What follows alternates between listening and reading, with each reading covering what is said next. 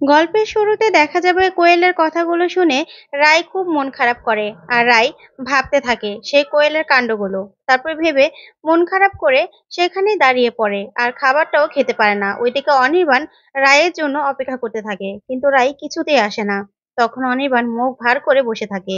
ওইদিকে দেখা যাবে নীলু ঘরে আসে। তখনই সূর্য আসলে নীলু বলতে থাকে, সূর্য, টিয়া ঘুমিয়ে গেছে? তখনই সূর্য বলতে থাকে, হ্যাঁ, অনেক কষ্টে ঘুম পাড়িয়েছি, তবে একটা ঘুমের ওষুধও খাইয়ে দিয়েছি যেন ঘুমটা একটু ভালো হয়। তারপরেই দেখা যাবে নীলু সূর্যকে জড়িয়ে ধরে। আর ধরলেই সূর্য বলতে থাকে, কি হয়েছে নীলু? তখন নীলু বলে, সূর্য, তুমি আমাকে সন্দেহ করনি তো? বিশ্বাস করো, এর সব কিছুর মধ্যে আমার কোনো হাত ছিল না। আমি কি জানতাম নাকি যে এরকম একটা কাণ্ড ঘটবে? তখন সূর্য বলে, আমি জানি নীলু, এ সবকিছুর কারণ, সবকিছু আগে থেকে কারোরই জানা থাকে না, পরেই সবাই জানে। তুমি এত চিন্তা করছো কেন? কিন্তু তোমার কাছে একটাই অনুরোধ, তুমি টিয়ার কাছে কিচ্ছু বলো না, ঠিক আছে? টিয়াকে এ নিয়ে আর কোনো কথাই বলো না। তখনই নীলু বলতে থাকে, আচ্ছা ঠিক আছে, আমি টিয়াকে এই ব্যাপারে আর কিচ্ছু বলবো না। কিন্তু এবারে কেউই তো আমাকে বিশ্বাস করছে না সূর্য, কেউ না। তোমার বাবা, ভাই, বৌদি, কেউ তো বিশ্বাস করছে না। এমনকি মায়ের কাছেও নিশ্চয়ই আমার নামে বানিয়ে বানিয়ে অনেক কথা বলবে। বিশ্বাস করো, এই সবকিছু আমি জানতাম না, কিচ্ছু জানতাম না। আমি জানলে কি আর তোমাকে রেস্টুরেন্টে সেদিন আসতে বলতাম বলো? তখন সূর্য বলতে থাকে, তুমি এরকম ভাবে কেন বলছো আমি তো সেটাই বুঝতে পারছি না। আমি জানি তো তুমি কিছুই জানো না, আমি জানি। তবে এগুলো নিয়ে না তুমি এত ভেবো না।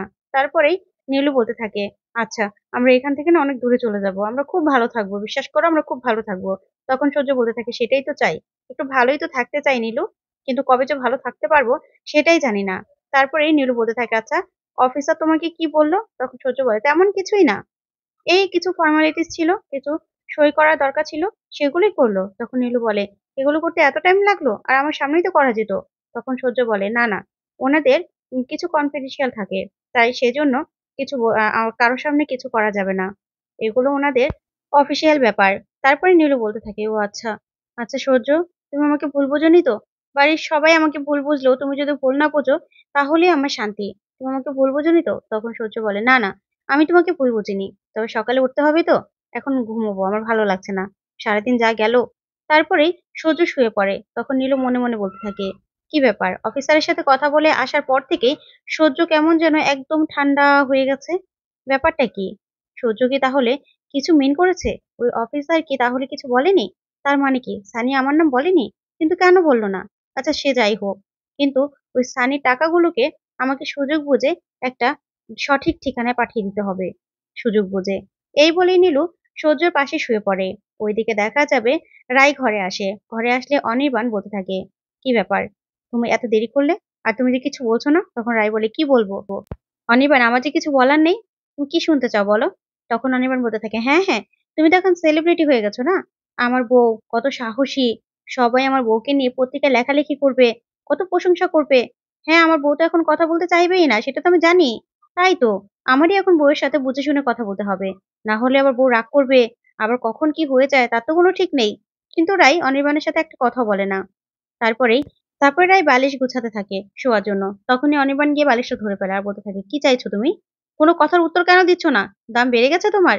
তখন রাই বলতে থাকে, তোমার কি এরকমই মনে হয় অনির্বাণ? তুমি কি শুনতে চাইছো সেটা বলো, কি শুনতে চাও বলো তুমি? তখন অনির্বাণ বলতে থাকে, কি শুনবো? তুমি আমাকে কি বলবে বলো, কি বলবে? তুমি তো কোনো কথাই বলছো না। তখন রাই বলতে থাকে, আচ্ছা, তোমার কি মনে হয় একটা মেয়ে বিপদে পড়েছে, সেটা দেখে আমি ওখান থেকে ফিরে আসতাম? তুমি হলেও কি তাই করতে অনির্বাণ? তাহলে একটা মেয়ে বিপদে পড়েছে, আমি তাকে সাহায্য করেছি, এটাতে তো আমি কোনো রকম কোনো কিছু দেখছি না।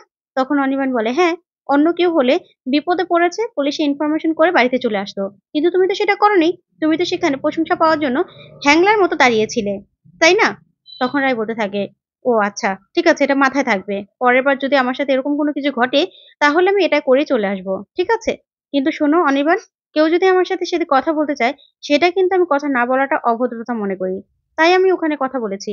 আর কেউ যদি আমার প্রশংসা করে, সেটা আমার শুনতে খারাপ কি বলো তুমি? বারণ কি করব আমি? কি বারণ করব? তখনই অনির্বাণ বলতে থাকে, হ্যাঁ তাই তো। তখন রায় বলতে থাকে, তোমার কোনটা রাগ হচ্ছে সেটা বলো। তুমি ৫ মিনিট সময় দিয়েছিলে সেটার মধ্যে আসতে পারিনি বলে? নাকি আমার ওখানে প্রশংসা করছিল সবাই সেটা? তখন অনির্বাণ বলতে থাকে, শোনো, আমার কোনটাই খারাপ লাগছে না, কোনটাই না। তবে তোমাকে আমি একটা সময় দিয়েছিলাম, তুমি সেই সময়ের মধ্যে আসতে পারোনি রাই। তখন রায় বলতে থাকে, শোনো, সেখানে যদি কেউ আমার সাথে কথা বলতে চায়, তাহলে তো আমি তার কথা না শুনে চলে আসতে পারি না। তাই না? তখনই অনির্বাণ বলতে থাকে, "অফিসার কেমন করে বলল? যে আমি নাকি তোমাকে পেয়ে আমার ধন্য হয়ে গেছি আমি। আমার আমার গর্ব করা উচিত তোমাকে নিয়ে। এরকম করে কেন বলল?" তখন রাই বলে, "শোনো, অফিসারকে এরকম কথা আমি বলতে শুনিনি। আর উনি যদি বলেও থাকে সেটা ওনার ব্যাপার। সেই কথাগুলো নিয়ে তুমি কেন ধরে বসে আছো অনির্বাণ?" তখন অনির্বাণ বলে, ধরে বসে আছি মানে? তুমি কি বলতে চাইছো? অফিসারের কথা শুনে আমি হিংসে করছি?" তখন রাই বলে, "মোটেও আমি সেটা বলতে চাইনি, বলতে চাইনি।" তখন অনির্বাণ বলে, "আমি জানি তো তোমার এখন আমার উপর হিংসে হচ্ছে। ওই যে কোয়েলকে আর আমাকে একসাথে খেতে বসতে দেখেছো না? সেইজন্য, তাই তো? সেজন্যই তো তুমি এরকম করছো।" তখন রাই বলে, "না, আমার হিংসে হচ্ছে না অনির্বাণ। একবারও হিংসে হয়নি। তবে আমার এটা দেখে খারাপ লেগেছে যে বাড়ির ভেতরে ঢুকেই তখন তোমাকে কোয়েল খাবার দিচ্ছিল। কিন্তু নিজের কাপড়ের দিকেই তো ওর খেয়াল ছিল না। সেটা দেখে আমার ঘেন্না হচ্ছিল। আর কিছুই না। বুঝতে পেরেছো?" যা শুনে অনির্বাণ বলে, "রাই!" তখন রাই অনির্বাণের হাতটা ধরে বলতে থাকে, "অনেকগুলো সত্যি কথা বলা ছিল। বললে তুমি সহ্য করতে পারবে তো?" তখন অনির্বাণ বলে, "কি সত্যি কথা বলবে বলো?" কিন্তু রাই কোনো কথাই বলে না। বলতে থাকে, "না, আমার বলতে ইচ্ছে করছে না। আমি ঠিক করেছি কিছুই বলব না।" এই বলে রাই শুয়ে পড়ে। তখন অনির্বাণও রেগে বসে থাকে। ওইদিকে দেখা যাবে কোয়েল মনে, মনে বলতে থাকে যে, "কি ভেবেছ? আমি চলে যাব? না, না রাই, আমি চলে যাব না।" তারপরেই কাপড়গুলো বের করে দেখতে থাকে। কাপড়গুলো বের করে দেখে কোয়েলের খুব পছন্দ হয়। পছন্দ হওয়ার পরে কোয়েল বলতে থাকে, "এই সবকিছু তুমি আমার জন্য করতে পারছো কারণ আমি এই জায়গাটা তোমার জন্য ছেড়ে দিয়ে চলে গিয়েছিলাম। না হলে তুমি এই জায়গাটা পেতে না রাই। তাই তোমার আমার কাছে কৃতজ্ঞ থাকা দরকার। আর তুমি আমাকে দয়া দেখাচ্ছ? দয়া দেখিয়ে প্রতিটা মুহূর্তে বুঝিয়ে দিচ্ছ যে আমি তোমাদের বাড়িতে আশ্রিতা আছি। তাই তো? কিন্তু সেটা আর হবে না। তুমি আমার জন্য এত কিছু করছো। প্রতিদান স্বরূপ আমাকেও তো তোমাকে কিছু দিতে হবে। তাই না? আর এমনভাবে দেব না, সেটা তুমি সহ্য করতে পারবে তো রাই? নিতে পারবে?" তখন এই কথা ভেবে কোয়েল নিজের দিকে নিজে তাকিয়ে থাকে আর বলতে থাকে, "এই বাড়িতে টেকার জন্য আমাকে কি করতে হবে সেটা আমি জানি।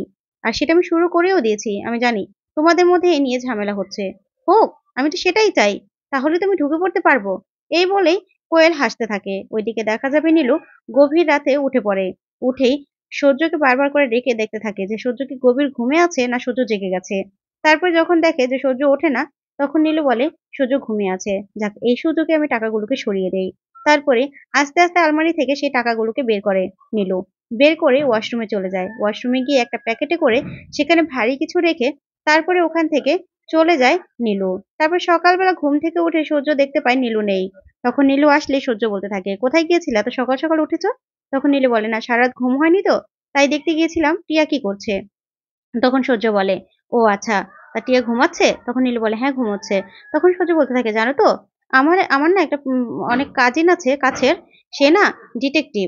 আমি চিন্তা করছি যে তাকে দিয়েই এই কেসটা হ্যান্ডেল করাবো।" তখনই নীলু মনে, মনে বলতে থাকে, "কি ব্যাপার? ডিটেকটিভ কেন বলতে চাইছে? কি মিন করছে সূর্য?" তারপর নীলু বলতে থাকে, "না, না, এগুলোর কি দরকার? তাছাড়া ওরা তো ধরা পড়ে গেছে। এখন তো কেসটা আমাদের শুধু কোর্টে উঠলেই তারপরে কোর্টে যাওয়া আর কেসটা শেষ করা।" তখনই সূর্য বলতে থাকে, "তা তো ঠিকই আছে। কিন্তু ওদের সাথে আর কে, কে আছে? আরো এরকম অনেক টিয়ার ক্ষতি হতে পারে। তার জন্য ওদের গ্যাংগুলোকে তো খুঁজে বের করতে হবে।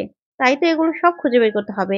তাই আমার কাজিনকে বলবো এটা কেসটা হ্যান্ডেল করতে। পুলিশের কাজ পুলিশ করবে, ওদের কাজ ওরা করবে।" তখন নীলু মনে, মনে বলতে থাকে, "না, না, তাহলে তো কেঁচো করতে কেউটে বেরিয়ে আসবে।" তারপরেই নীলু বলতে থাকে, "না সূর্য, এগুলোর কোনো দরকার আছে বলো? তারপরে টিয়ার নামে যদি ওই সানি কোনো খারাপ কথা বলে দেয়, তখন সমস্যা হবে, তাই না? এসব কিছুর কোনো দরকার নেই।" তখন সূর্য বলে, "আরে, তুমি এত ভয় পাচ্ছ কেন?